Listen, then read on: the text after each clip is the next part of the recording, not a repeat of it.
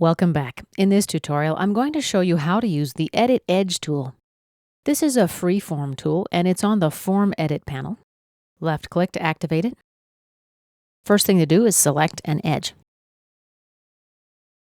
The yellow corners that you see here are the editing plane or editing directions. To add more points, you can click on the edge, or you can mouse over the edge and enter a value, let's say 0.5. And then just press Enter. Here's this point in the middle, so as you guessed, the length of the edge is 1 inch. With the point created, I can grab and drag the point, but the point actually moves along the edge as well. See what's happening here?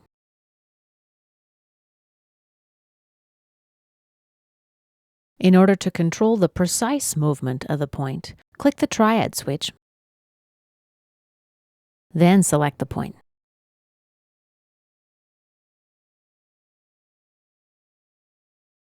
Now I can grab and move the handles in a specific direction. Let's check out the Merge Edges option.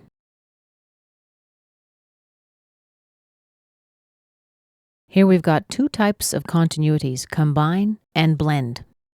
Let's select this edge. Let's try Blend now. And as you see, the result is a different curvature. Point mode is where we change the editing direction. For example, parallel to selected plane. Let's make the plane visible. Select YZ. Now let's grab our point. And as you can see, it moves parallel to the YZ plane. Let's take a look at the Straighten option. That's the last option on the ribbon here. If I use it now, I'm going to get an error message. Let's check out the message. Modeling error. Edge edit operation failed. Cancel out.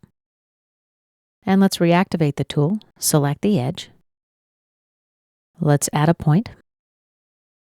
And now drag it. Now let's straighten the edge. As you can see, this tool lets us create some pretty complex geometry fairly quickly. This concludes our tutorial about the Edit Edge tool in Inventor Fusion.